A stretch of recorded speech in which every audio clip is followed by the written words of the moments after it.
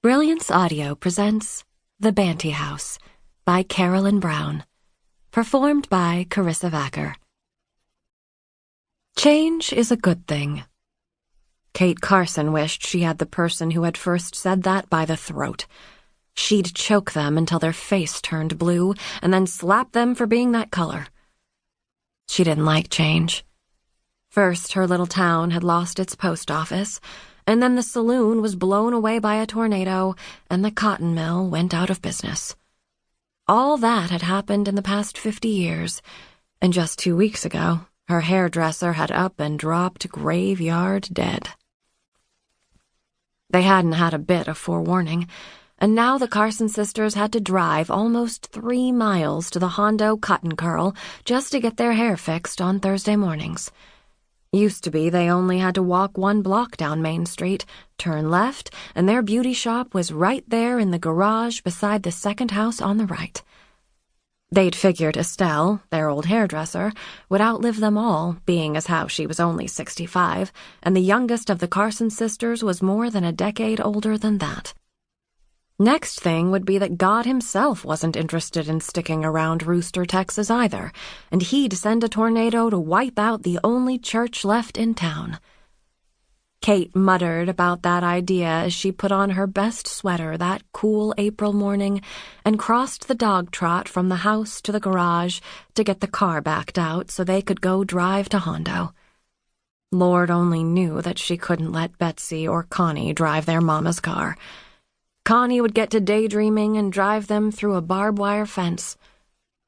Betsy drove like a bat set loose from the bowels of hell. She wouldn't only drive them through the fence, she'd kill a cow or 2 in the process.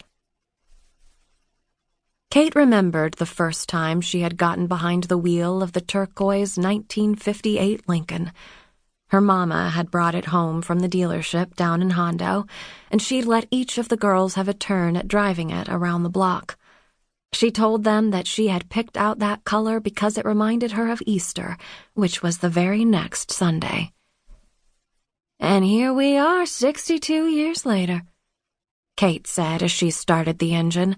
"Easter's this coming Sunday, and this old girl," she patted the steering wheel, "still runs like a jewel."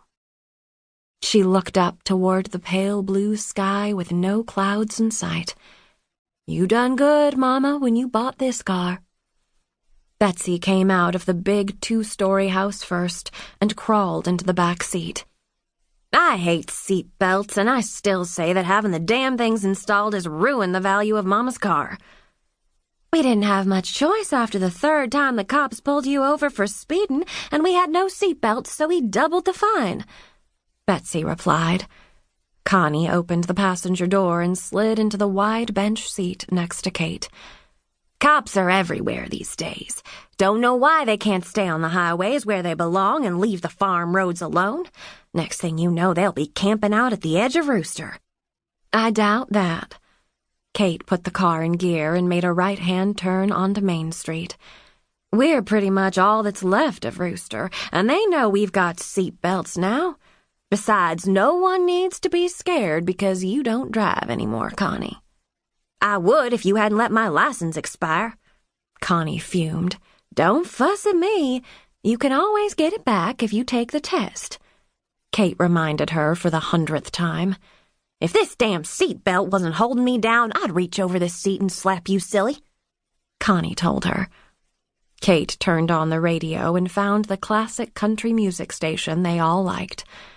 Every time Connie said something else, she jacked up the volume a little more. Pretty soon they were all wiggling their shoulders to Johnny Cash's deep voice singing Folsom Prison Blues. By the time Patsy Cline had finished walking after midnight, Kate had parked the car in front of the new hairdresser they'd chosen. Of course, it had taken 2 hours of discussion before they'd decided to give her a try. Connie had had to get out her gemstones and toss them around the table, and Betsy had had to call the woman and talk to her for 30 minutes.